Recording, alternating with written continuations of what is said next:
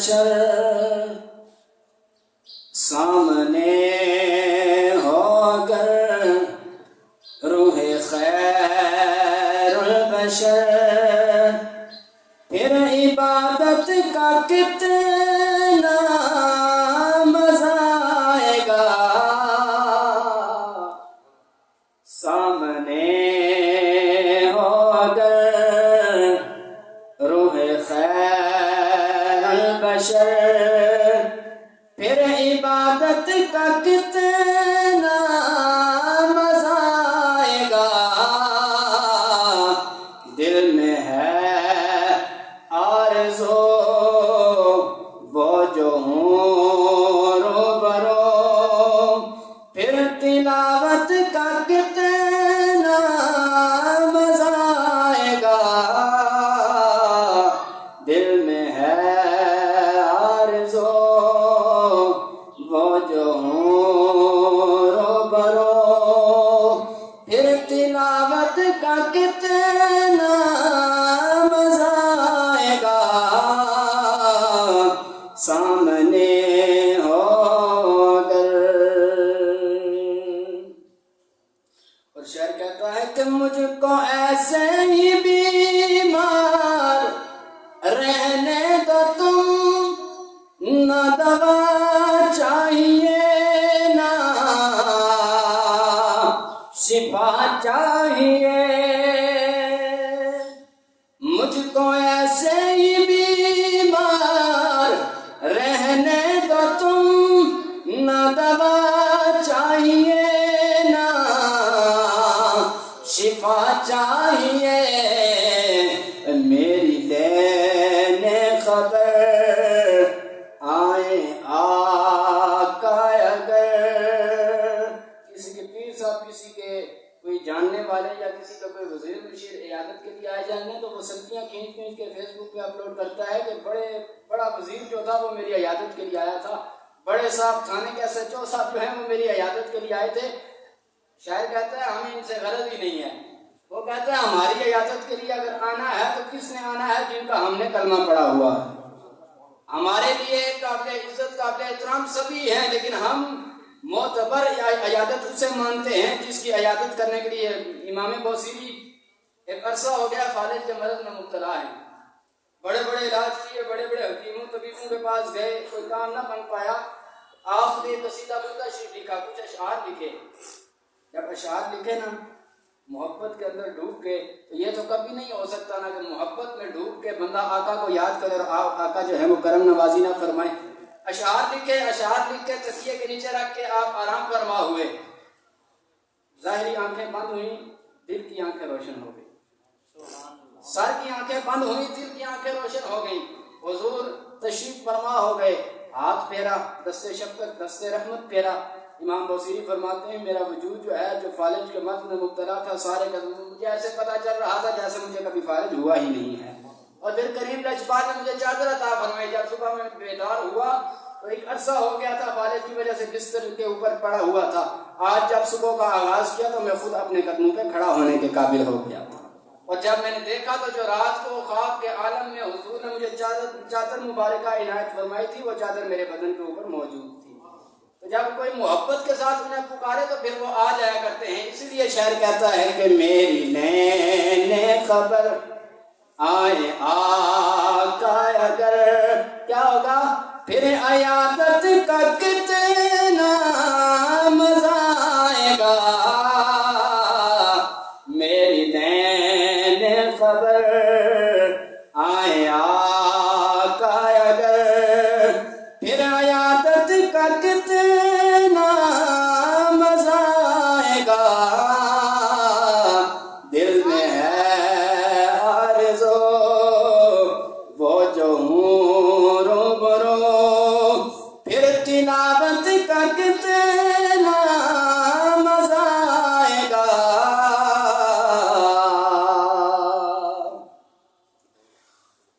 احباب ذوالفقار حمد و ثنا کے بعد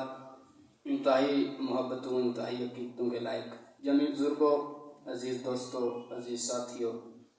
اللہ تبارک و تعالیٰ کا جتنا شکر ادا کریں جتنا اس کی بارگاہ میں سجدہ شکر ادا کرے کم ہے کہ وہ مالک ہمیں ایک مرتبہ پھر اپنی تمام تر مصروفیات سے نکال کر اپنے گھر میں اپنا اور اپنے پیارے حبیب پاک علیہ الصلوۃ والسلام کا ذکر سننے سنانے کے لیے لے آیا ہے۔ دعا گو ہوں اللہ رب الجلال ہمارا یہ مل بیٹھنا اپنی بارگاہ میں قبول و منظور فرمائے۔ اللہ رب الجلال جتنی دیر ہم یہاں پہ بیٹھے ہیں اللہ اور اس کے رسول کا ذکر کریں۔ یقیناً یہ ذکر کی جو گھڑیاں ہوتی ہیں یہ خالی نہیں جایا کرتی، بلکہ میرے اور آپ کے لجپال نبی رحمت صلی اللہ علیہ وسلم کے غلام صوفیاء کرام فرماتے ہیں کہ جب آپ کسی مجلس میں کسی اللہ کے نبی کا ذکر کرتے ہیں تو وہ مجلس ایسے ہوتی ہے جیسے وہ عبادت میں لمحے گزار رہے ہیں، اور اگر کسی مجلس میں صوفیاء کرام کا اور یا اللہ کا اللہ کے پیاروں کا ذکر ہو رہا ہو تو وہ جو مجلس ہے وہ گناہوں کا کفارہ بن جایا کرتی ہے۔ الحمدللہ ہم اللہ کے نبیوں کا ذکر بھی کرتے ہیں، ہم اللہ کے ولیوں کا بھی ذکر کرتے ہیں۔ گویا سادے سے انداز میں اگر کہوں تو ہم عبادت بھی کیا کرتے ہیں اور ہم گناہوں کا کفارہ بھی ادا کیا کرتے ہیں۔ گزشتہ جمعہ جس بات کے اوپر ہم نے اپنی گفتگو کو ختم کیا تھا وہیں سے شروع کرتے ہیں کہ ہم گفتگو کر رہے تھے اللہ کے پیارے محبوب نبی رحمت صلی اللہ علیہ وآلہ وصحبہ وبارک وسلم نے ارشاد فرمایا میں دن میں 70 مرتبہ استغفار کرتا ہوں، میں دن میں 70 مرتبہ استغفار کرتا ہوں۔ استغفار کا مطلب ہے عرف عام میں، ویسے تو استغفار کا مطلب ہے ڈھانپ لینا، اس کا مطلب ہے ڈھانپ لینا، لیکن عرف عام میں جو مطلب ہم لیتے ہیں کہ گزشتہ جو ہماری زندگی کے گناہ ہیں، جو کوتاہیاں ہیں، جو کمیاں ہیں، جو خطائیں ہیں، جب کوئی بندہ ان کی معافی مانگتا ہے تو اسے استغفار کہا جاتا ہے۔ لیکن اللہ کے نبیوں کا معاملہ یہ نہیں ہے۔ اللہ کے نبی جو استغفار کرتے ہیں، استغفار دو معنوں میں استعمال ہوتا ہے۔ ایک، جب آپ اللہ رب الجلال کی بارگاہ میں معافی کے طلبگار ہوتے ہیں تب بھی استغفار کرتے ہیں، اور جب کوئی بندہ اللہ رب الجلال کی نعمتوں کے اوپر شکر ادا کرتا ہے تب بھی استغفار کیا کرتا ہے۔ اللہ کے نبی جو استغفار کرتے ہیں وہ بلندی درجات والا معاملہ ہوتا ہے، لیکن عرض کرنے کا جو مقصد ہے اللہ رب الجلال نے ارشاد فرمایا تم میری بارگاہ میں استغفار کرنے والے بن جاؤ۔ سورہ نوح آیت نمبر 10، 11 اور 12 جس کا مفہوم پاک اس طرح سے ہے، اللہ رب الجلال نے حضرت نوح علیہ السلام آپ کی قوم کے اوپر قحط ساری ہو گئی، قحط پڑ گیا، بارشیں نہیں ہو رہی، اناج ختم ہو گیا ہے، غلہ ختم ہو گیا ہے، اناج کی قلت ہے، کھانے پینے کی اشیاء جو ہے وہ نہیں مل رہی، مہیا نہیں ہو رہی، میسر نہیں آ رہی۔ قوم اکٹھی ہوئی، جناب نوح علیہ السلام کے پاس تشریف فرما ہوئی، کہنے لگی اے نوح آپ اللہ کے نبی ہیں، ہم نے آپ کا کلمہ پڑھا ہے، آپ رب کی بارگاہ میں التجا کیجیے کہ اللہ تبارک و تعالیٰ ہمیں اناج مہیا کرے، میسر آ جائے، ہمیں اناج کھانے پینے کے لیے چیزیں مل جائے۔ جناب حضرت نوح علیہ السلام نے فرمایا تم ایسا کرو، اللہ رب الجلال کی بارگاہ میں استغفار کرو، اللہ رب الجلال کی بارگاہ میں استغفار کرو، بے شک وہ بہت بڑا معاف کرنے والا ہے۔ اور پھر فرمایا جب تم اللہ رب الجلال کی بارگاہ میں استغفار کرو گے ہوگا کیا، اللہ رب الجلال آسمان سے تمہارے اوپر موسلادھار بارشیں نازل فرما دے۔ اور یہی تک نہیں فرمایا یمدد، صرف بارشیں نہیں نازل فرمائے گا بلکہ اللہ رب الجلال تمہاری مدد کرے گا۔ کس چیز کے ساتھ مدد کرے گا؟ مال کے ساتھ بھی مدد کرے گا، اور اللہ رب الجلال بیٹوں کی صورت میں بھی تمہاری مدد فرمائے گا۔ امام حسن مجتبی رضی اللہ تعالیٰ عنہ آپ کے پاس ایک شخص تشریف فرما ہوا، کہنے لگا ہے امام حسن مجتبی میری اولاد کوئی نہیں، اللہ رب الجلال نے بیٹا کوئی نہیں دیا، دعا کیجئے، کوئی وظیفہ کوئی عمل بتائیے کہ اللہ رب الجلال مجھے اولاد کی نعمت سے نواز دے۔ امام حسن مجتبی رضی اللہ تعالیٰ عنہ نے کہا تو اس طرح کر، استغفار کا وظیفہ اپنا لے، اللہ رب الجلال کی بارگاہ میں استغفار کیا کر، اللہ رب الجلال تجھے ایک نہیں بلکہ 10 بیٹے عطا فرمائے۔ جناب امیر معاویہ رضی اللہ تعالیٰ عنہ آپ بھی تشریف فرما تھے، پاس ہی قریب ہی بیٹھے ہوئے تھے، کہنے لگے اتنا بڑا دعویٰ؟ آپ نے کہا آپ دیکھیے تو صحیح، جب کوئی بندہ اللہ رب الجلال کی بارگاہ میں استغفار کرنے والا بن جاتا ہے تو میں حسن مجتبی نے یہ وظیفہ اپنے پاس سے نہیں دیا بلکہ قرآن کریم کی روشنی میں وظیفہ عطا فرمایا ہے۔ اللہ رب الجلال سورہ نوح میں فرماتا ہے کہ جب کوئی بندہ استغفار کرنے والا بن جاتا ہے ہم اسے مال بھی عطا فرماتے ہیں، ہم اسے اولاد بھی عطا فرماتے ہیں، ہم اسے مال بھی دیتے ہیں اور ہم اسے بیٹے بھی دیتے ہیں۔ کوئی بندہ کوئی بے اولاد جسے اللہ تبارک و تعالیٰ نے اولاد جیسی نعمت سے محروم رکھا ہو، جو اولاد کی نعمت سے محروم ہو، جس کی خواہش ہو یا اولاد ہو لیکن اللہ کی رحمتیں ہی رحمتیں ہوں، یعنی بیٹیاں ہی بیٹیاں ہوں، اس کی خواہش ہو کہ اللہ رب الجلال مجھے کوئی نعمت بھی عطا فرما دے، بیٹا بھی عطا فرما دے، قرآنی وظیفہ ہے، اللہ کا قرآن فرماتا ہے تم استغفار کرنے والے بن جاؤ، ہم مال اور بیٹوں کی صورت میں تمہاری مدد کر ڈالیں گے۔ فرماتے ہیں کچھ عرصہ گزرا، کچھ سال گزرے، وہی شخص دوبارہ حاضر خدمت ہوا، آتے ہوئے جناب امیر معاویہ کو ساتھ لے کے آیا امام حسن مجتبیٰ رضی اللہ تعالیٰ عنہ کی خدمت اقدس میں۔ کہا بھائی کیسے آنا ہوا؟ کہا ہے امام حسن مجتبیٰ آپ نے جو وظیفہ بتایا تھا میں نے وہ وظیفہ کیا ہے، آپ نے کہا تھا استغفار کرو میں نے استغفار کیا ہے، آپ نے 10 بچوں کی، آپ نے 10 بیٹوں کی مجھے خوشخبری سنائی تھی، اللہ کی قسم میں آج اتنے عرصے کے بعد آپ کی خدمت اقدس میں یہ بتانے کے لیے حاضر ہوا ہوں، آپ کی زبان سے جو جملے نکلے تھے اللہ نے قبول فرما کے مجھے 10 بیٹے عطا فرما دیے۔ استغفار فائدہ دیتا ہے،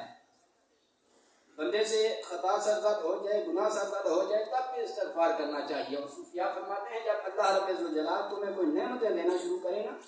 اللہ رب الجلال کی تمہارے اوپر کرم نوازی شروع ہو جائے، اللہ تبارک و تعالیٰ تمہیں سکون دے دے، کیونکہ سکون بھی ایک بہت بڑی دولت ہے۔ بندے کے پاس کوٹھیاں موجود ہوں، بنگلے موجود ہوں، مال و دولت موجود ہو، گاڑیاں موجود ہوں، نوکر چاکر موجود ہوں، لیکن اگر سکون کی دولت مہیا نہ ہو تو وہ 10 روپے والی وہ نیند کی گولی کا محتاج ہو کے رہ جاتا ہے۔ کروڑوں ہونے کے باوجود وہ ایک حقیر سی گولی کا محتاج ہو کے رہ جاتا ہے، اور جسے اللہ تبارک و تعالیٰ نے سکون کی دولت سے نوازا ہو نا، اس کے پاس کچھ بھی نہ ہو، فٹ پاتھ کے اوپر بھی اسے سکون کی نیند میسر آ جایا کرتی ہے۔ یہ بھی ایک بہت بڑی دولت ہے۔ جب آپ کو سکون مل جائے، آپ کو عیش و عشرت مل جائے، آپ کو اللہ رب الجلال کی نعمتیں مہیا ہونے لگ جائیں، تو صوفیاء فرماتے ہیں اس چیز پر بھی استغفار کرو۔ لازمی نہیں جب گناہ ہو جائیں، جب تمہارے اوپر جو ہے وہ کوئی مصیبت آ جائے تبھی استغفار کرو۔ فرمایا جب تم خوشحالی میں ہو نا تب بھی اللہ رب الجلال کی بارگاہ میں استغفار کرو۔ پوچھا گیا تب استغفار کیوں کریں؟ فرمایا تب استغفار اس لیے کرو کہ اللہ تبارک و تعالیٰ نے تمہیں جو نعمتیں دی ہیں اس میں تمہاری محنت کوئی نہیں ہے، محض اللہ رب الجلال نے اپنے فضل سے عطا فرمائی ہے۔ اور مولانا روم رحمہ مثال دیتے ہیں اس چیز کے اوپر۔ آپ نے فرمایا جو چیز محنت کے بغیر حاصل کی گئی ہو نا، محنت کے بغیر، جس چیز کے اوپر محنت نہ کی ہو اس کی ویسے ہی قدر کوئی نہیں ہوتی، اس کی ویسے ہی قدر کوئی نہیں ہوتی۔ ہمارے جو بزرگ احباب بڑے اساتذہ کرام وہ فرمایا کرتے تھے کہ جو آپ چلے جائیں کسی ایسے ملک میں جہاں پہ کلمہ پڑھنا جرم ہو، جہاں پہ کلمہ پڑھنا جرم ہو، سزا ملتی ہو علل اعلان کلمہ پڑھنے پر، آج بھی جہاں پہ تم علل اعلان نماز ادا نہ کر پاتے ہو، جہاں پہ علل اعلان روزے کا اظہار نہ کر پاتے ہو، جہاں پہ تم کھل کے اپنی عبادات نہ کر سکتے ہو، وہاں پہ آج بھی مسلمان خالص حالت میں پائے جاتے ہیں۔ اور ہم چونکہ آنکھ کھولی، ہماری محنت کوئی نہیں تھی، صدا دینے والے نے کان میں صدا دی اور مبارک ہو تم محمد کے غلام بن کے دنیا میں آئے ہو، تو فرمایا چونکہ مفت میں ہمیں یہ نعمت مل گئی ہے تو ہمیں اس کی قدر ہے کوئی نہیں۔ مولانا روم رحمہ مثال دیتے ہیں، آپ فرماتے ہیں ایک باپ تھا، بڑا جاگیردار تھا، بڑا اللہ رب الجلال نے اسے مال و دولت عطا فرمائی تھی، اس کا بیٹا وہ عیاش پرست تھا، فضول خرچ تھا، باپ سے دولت لے جاتا، جاتا جا کے فضول خرچیوں میں اڑا کے آ جاتا، باپ سے دولت لیتا، باپ نے چونکہ محنت کی کمائی کی ہوئی تھی، محنت کی تھی، اب وہ بیٹے کو بٹھاتا سمجھاتا کہ بیٹا ایسے نہیں کرو، میں نے بڑی محنت سے کمایا ہے، میں نے بڑی محنت کی ہے اس دولت کو اکٹھا کرنے میں، میں بڑی مزدوری کی ہے، میں نے بڑی مشقت کی ہے، لیکن بیٹے کو چونکہ مفت میں وہ چیز ملی ہوئی تھی اسے قدر نہیں تھی۔ مولانا روم رحمہ فرماتے ہیں سمجھاتے سمجھاتے جب باپ تھکا نا، ایک دن اس کے ذہن میں خیال آیا کہ اس کا تو یہ سمجھتا نہیں ہے، کوئی اور حربہ استعمال کیا جائے۔ فرمایا ایک دن باپ نے بیٹے کو بلایا اور کہنے لگا بیٹا میرے پاس جتنا غلہ تھا، جتنا اناج تھا، جتنے مال و دولت تھی، جتنا سرمایہ تھا وہ سارا کا سارا میں خرچ کر چکا ہوں، تو نے سارا کا سارا فضول خرچیوں میں اڑا دیا ہے، اب میں ہو گیا ہوں تنگ دست، اب میں ہو گیا ہوں مفلس، اب میں ہو گیا ہوں محتاج، ایسے کر میری طبیعت کچھ ناساز ہے، ذرا کہیں سے کوئی ایک آنا لے کے آ، میں جاؤں اور جا کے ڈاکٹر سے دوائی لے کے۔ باپ نے جب کہا میں محتاج ہو گیا ہوں، میرے پاس مال و دولت کوئی نہیں رہا، جتنا تھا تو نے سارے کا سارا اڑا ڈالا ہے، اب جا آنا لے کے آ۔ اس نے کہا یہ کون سی بات ہے، کوئی بہت بڑی رقم مانگی ہوتی تو پھر تو بات تھی، ایک آنا مانگا ہے، ایک آنے کی قوت ہی کیا ہے، بڑے دوست ہیں جن کے ساتھ میں کھانا کھانے کے لیے جاتا رہا، جو میرے انتظار میں رہتے ہیں، جو صبح اٹھتے ساتھ ہی سب سے پہلے میرا حال چال معلوم کرتے ہیں، میں جاتا ہوں ان سے لے کے آتا ہوں، ایک دن گزرا، 2 دن گزرے، 3 دن گزرے، وہ آنا لے کے آتا دوستوں سے، باپ کیا کرتا اسے اٹھا کے کنویں میں یا حوض میں پھینک دیتا، تالاب میں پھینک دیتا، دوسرے دن پھر کہتا بیٹا مجھے آنے کی ضرورت ہے، میں نے دوائی کے لیے جانا ہے. وہ بچہ جاتا، لے کے آتا، باپ اٹھاتا، کنویں میں گرا دیتا. مولانا روم علیہ الرحمہ فرماتے ہیں 6-7 دن اسی طرح گزر گئے. وہ آنا لے کے آتا ہے، پھینک دیتا ہے. اب دوستوں کو پتہ چلنا شروع ہو گیا، اب بات کھلنا شروع ہو گئی کہ اب اس کے پلے کچھ نہیں رہا. اب آہستہ آہستہ جب یہ دروازہ کھٹکھٹاتا نا تو اندر سے صدا دینے والا کہتا کہ جاؤ اسے بتا دو کہ جس دوست کو تو ملنے کے لیے آیا ہے وہ آج گھر میں موجود نہیں ہے. آہستہ آہستہ رابطے منقطع ہونا شروع ہو گئے، کیونکہ مطلب کی حد تک سب پیار کرتے ہیں نا. اب دروازے بند ہونا شروع ہو گئے تو اس نے کہا بھئی اب اگر میں شام کو واپس جا کے، والد نے تو مانگنا ہے کہ اتنا عرصہ میں جو اڑاتا رہا ہوں اس کی دولت، اتنا عرصہ میں اس کا روپیہ پیسہ خرچ کرتا رہا ہوں، تو میں تو شام کو جب جاؤں گا والد کہے گا ہاں بھائی میں نے تجھے کہا تھا آنا لے کے آ، تو آنا نہیں لے کے آیا. آگے پیچھے ہر طرف دیکھا، سبھی دوستوں یاروں کے دروازے کھٹکھٹائے. کہیں سے ایک آنا جسے وہ ایک حقیر سی رقم سمجھا کرتا تھا وہ میسر نہ آیا تو تھک ہار کے وہ پھر شہر سے باہر نکلا مزدوری کے لیے. سارا دن مزدوری کی. جس بندے نے ساری زندگی عیاشیوں میں گزاری ہو نا، اللہ نہ کرے کبھی ایسا وقت آ جائے کہ محنت کرنی پڑ جائے تو پھر بڑی مشکل ہے.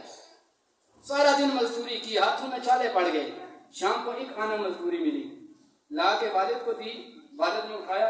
اسے کنویں کے اندر یا حوض کے اندر گرا دیا، پانی میں گرا دیا. چیخ مار کے کہنے لگا ابا جی دوائی نہیں کھانی نہ کھاؤ، ڈاکٹر کے پاس نہیں جانا یار، نہ جاؤ، کم از کم یہ پانی میں کیوں پھینک رہے ہو؟ اچھے بھلے سمجھدار ہو، سمجھ بوجھ رکھتے ہو، یا تو ہونا عقل نہ ہو یا تو ہو شعور نہ ہو. پھر تو میں کہوں عقل بھی رکھتے ہو، سمجھ بھی رکھتے ہو، تمہیں اتنا بھی پتا ہے کہ دولت کو کس انداز میں سنبھالا جاتا ہے. ایک عرصہ تک تم مجھے سمجھاتے رہے ہو کہ فضول خرچی نہیں کرنی چاہیے، میں لے کے آتا ہوں تم اٹھا کے حوض میں ڈال دیتے ہو. باپ نے تھپکی دی، بٹھا لیا، کہا بیٹا میں نے پہلے دن تو نہیں پھینکا، پچھلے 7 دن بھی پھینکتا رہا ہوں، آج تو چیخ اٹھا ہے، پچھلے 7 دن تو بولا نہیں. پر میں ابا جی پچھلے 7 دن اس لیے نہیں بولا کہ قرض لے کے آیا تھا، ادھار لے کے آیا تھا، محنت کوئی نہیں کی تھی. آج تکلیف اس لیے ہو رہی ہے کہ آج محنت کر کے کما کے لایا ہوں، محنت کر کے کما کے لایا ہوں. مولانا روم علیہ الرحمہ فرماتے ہیں والد نے کہا میں بھی تجھے ساری زندگی یہی سمجھاتا رہا ہوں کہ تو جس دولت کو عیاشیوں میں اڑاتا ہے، تو جس دولت کو فضول خرچیوں میں اڑاتا ہے، وہ میں نے بڑی محنت سے کمائی ہے. آپ فرماتے ہیں جس چیز کے اوپر بندے نے محنت کی ہو نا، محنت اس چیز کی بندے کو ہوتی ہے قدر. لیکن جس چیز کے اوپر محنت نہ کی ہو، بغیر محنت کے مل جائے نا، آسان سی مثال دوں، بندے نے خود خریدی ہو نا جگہ، خود خریدی ہو اپنی محنت سے خون پسینہ ایک کر کے جگہ خریدی ہو نا، تو بندہ ایک ایک انچ جو ہے، فٹ تو بڑی دور کی بات رہ گئی، ایک ایک انچ جو ہے بڑا سنبھال کے ناپ تو کر کے اینٹیں لگاتا ہے. اور وراثت میں اگر کسی کو بہت زیادہ جگہ ملی ہو تو بندے کو پھر پتہ ہی نہیں ہوتا کہ ہوا کیا ہے. بندہ بس اسی کوشش میں ہوتا ہے کب انگوٹھا لگاؤں یہ بکے اور میرے جیب میں کچھ چند پیسے آئیں اور میں عیاشیاں کروں، بس عمر گزر جائے. بندے نے محنت کی ہو تو پھر بندے کو احساس ہوتا ہے. مولانا روم علیہ الرحمہ فرماتے ہیں ہم نے محنت کوئی نہیں کی، ہمیں آنکھیں ملی ہیں تو ہم نے اس کے اوپر محنت کوئی نہیں کی، اللہ کے فضل سے ہمیں مل گئی ہیں. پاؤں ملے ہیں تو اللہ کے فضل سے مل گئے ہیں، ہاتھ ملے ہیں اللہ کے فضل سے مل گئے ہیں، اس لیے ہمیں قدر کوئی نہیں ہے. ہم قدر، اور آقا کریم علیہ السلام کی حدیث مبارکہ ہے ترمذی شریف کے اندر، امام رازی نے بھی اسے نقل کیا. حضور نے فرمایا ایک شخص نے 500 سال بغیر ریاکاری، بغیر دکھلاوے کی عبادت کی. 500 سال، 1 2 3 دن نہیں، 2 4 سال نہیں، 500 سال. یہاں پہ تو اللہ ماشاءاللہ ہم 2 4 نمازیں پڑھ لیں تو جب تک 5 10 12 بندوں کو بتائیں نا کہ ہم نے نماز پڑھی ہے، ہمارے دل کو سکون نہیں ملتا. حضور نے فرمایا 500 سال تک وہ بغیر دکھلاوے کے، بغیر ریاکاری کے عبادت کرتا رہا. اللہ رب ذوالجلال کے حضور کل جب میدان حشر میں اسے کھڑا کیا جائے گا، اللہ رب ذوالجلال کے حضور وہ کھڑا ہوگا، میدان حشر لگا ہوگا، اللہ رب ذوالجلال کی طرف سے حکم ہوگا اسے میرے فضل کے ساتھ جنت میں داخل کر دیا جائے، اسے میرے فضل کے ساتھ، میرے کرم کے ساتھ، میری رحمت کے توفیق جنت میں داخل کر دیا جائے. بندہ رب کے حضور التجا کرے گا مالک ٹھیک ہے تیرا فضل بھی حق ہے، تیرا کرم بھی حق ہے، تیری رحمت کو بھی میں مانتا ہوں، لیکن یا اللہ جو 500 سال میں نے لگائے ہیں بغیر ریاکاری کی عبادت کی ہے، اللہ رب ذوالجلال فرمائے گا اچھا بھائی تو عدل کرنا چاہتا ہے، انصاف کے ساتھ معاملات کرنا چاہتا ہے، اگر تو انصاف پسند ہے تو آپ پھر انصاف کر لیتے ہیں۔ حضور نے فرمایا، حضور نبی رحمت صلی اللہ علیہ وسلم کی حدیث مبارکہ ہے، ترمذی شریف کے اندر موجود ہے، حضور نے فرمایا جب وہ بندہ یہ کہے گا نا کہ مالک تو کہہ رہا ہے میرے فضل کے ساتھ جنت میں داخل ہو جا، میں تو 500 سال محنت کر کے آیا ہوں، رب کریم فرمائے گا اچھا پھر عدل کرنا چاہتے ہو تو آؤ، ایک پلڑے میں اس کی 500 سال کی بغیر ریاکاری کی عبادتوں میں رکھو، دوسرے پلڑے میں اس کی بھائی آنکھ کی روشنی کو نکال کے رکھو، اگر روشنی باری ہوئی تو پھر اس کا مطلب ہے اس کی عبادتیں جو ہیں وہ ٹھیک ہیں، اگر اس کی عبادتیں ہلکی ہوئی تو پھر اس کا مطلب ہے کہ ٹھیک ہے بھائی اسے یہ جہنم کا مستحق ہے، اگر اس کی عبادتیں باری ہوئی، روشنی کم ہوئی تو پھر یہ جنت کا مستحق ہے، ٹھیک ہے اس نے محنت کی ہے۔ حضور فرماتے ہیں جب ایک پلڑے میں اس کی بائیں آنکھ کی روشنی رکھی جائے گی، دوسرے پلڑے میں اس کی 500 سال کی عبادتیں رکھی جائیں گی، پلڑا جو آنکھ کی روشنی والا ہے وہ بھاری ہو جائے گا، رب کی طرف سے حکم آئے گا ایسا کرو، یہ تو انصاف لینے آیا تھا، 500 سال کی زندگی ہم نے اسے دی،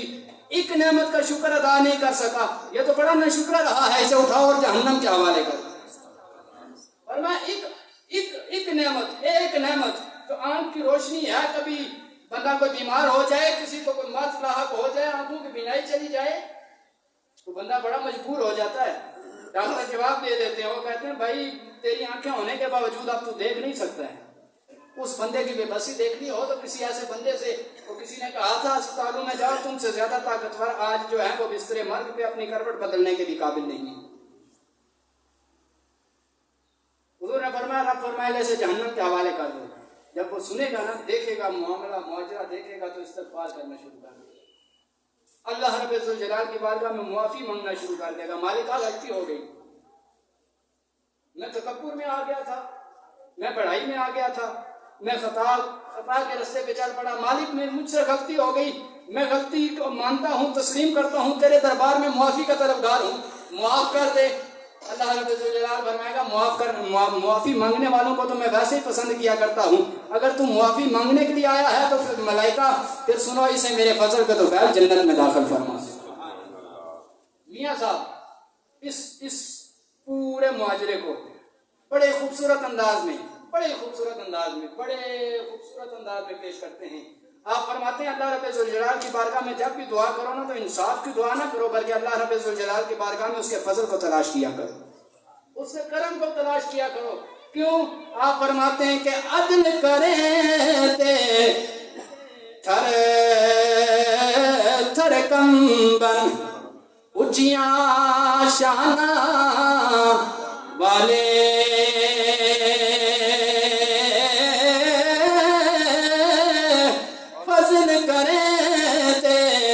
بخشے جاون میں ورگے منہ کالے۔ اگر بخشش تلاش کرنی ہے تو پھر اللہ رب الجلال کی بارگاہ میں استغفار کیا کرو، کوئی غلطی ہو جائے تب بھی استغفار کرو، اور جب اللہ رب الجلال بہت زیادہ نعمتیں دے نا، جب بہت زیادہ خوشحالی کے عالم میں ہو، جب اللہ رب الجلال نے تمہارے گھر میں سکون دے رکھا ہو، جب تمہارا گھر زمینی آسمانی آفات و بلیات سے محفوظ ہو، جب تمہارے بچے اکٹھے بیٹھ کر ایک دسترخوان پہ کھانا کھانے والے ہوں، تم انہیں دیکھ کے خوشی محسوس کرو، جب تم یہ دیکھو کہ اس فتنوں کے دور میں تمہارا گھر ٹکڑے ٹکڑے نہیں ہے بلکہ سارے کے سارے آپس میں سلوک اتفاق کے ساتھ رہ رہے ہیں، جب تم یہ دیکھو کہ اس فتنوں کے دور میں اللہ رب الجلال نے تمہیں اپنی ٹانگوں کے اوپر کھڑا ہو کر اپنی ٹانگوں کے اوپر اپنے قدموں کے اوپر چلنے کی قوت دے رکھی ہے، جب تم دیکھو کہ اللہ رب الجلال نے تمہیں اپنے بازو میں طاقت دے رکھی ہے، جب تم دیکھو کہ اللہ رب الجلال نے تمہاری بینائی جو ہے وہ ابھی سلامت رکھی ہوئی ہے، تمہاری زبان ابھی لڑکھڑاتی نہیں ہے، ابھی صحیح بول رہی ہے، اللہ نے معذور سے بچا رکھا ہے، تو صوفیاء فرماتے ہیں اس موقع کے اوپر بھی استغفار کیا کرو، اس لیے استغفار کیا کرو کہ جتنا اللہ رب الجلال نے تمہارے اوپر کرم کیا ہوا ہے تم اتنا اللہ رب الجلال کا شکر نہیں ادا کر رہے ہو، اور ناشکری نعمتوں کو ضائع کر دیتی ہے، شکر اللہ کی نعمتوں کو محفوظ کر دیتا ہے۔ اللہ رب الجلال فرماتا ہے ان شکرتم لعزیزنکم، تم میری شکر ادا کرنے والے بن جاؤ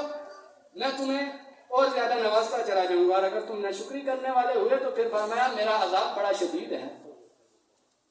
شکر نعمتوں کو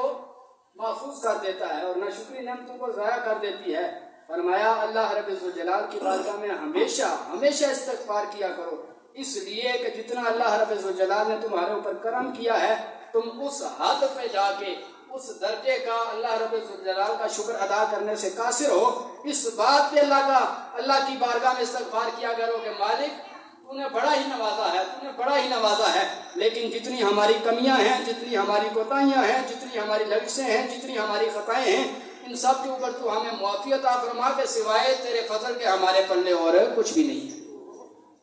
سوائے تیرے کرم کے ہمارے پلے اور کچھ نہیں۔ اور شروع میں جو میں نے بات عرض کی، اللہ رب الجلال فرماتا ہے جب تم استغفار کرتے ہو تو پھر ہم تمہاری مدد کرتے ہیں، مال کے ذریعے بھی مدد کرتے ہیں، اولاد کے ذریعے بھی مدد کرتے ہیں، ہم تمہاری جو زندگی ہے اس کے اندر برکتیں نازل فرما دیتے ہیں۔ اللہ رب الجلال صحیح معنوں میں ہمیں حضور کی تعلیمات کے اوپر عمل پیرا ہو کر زندگیاں بسر کرنے کی توفیق عطا فرمائے۔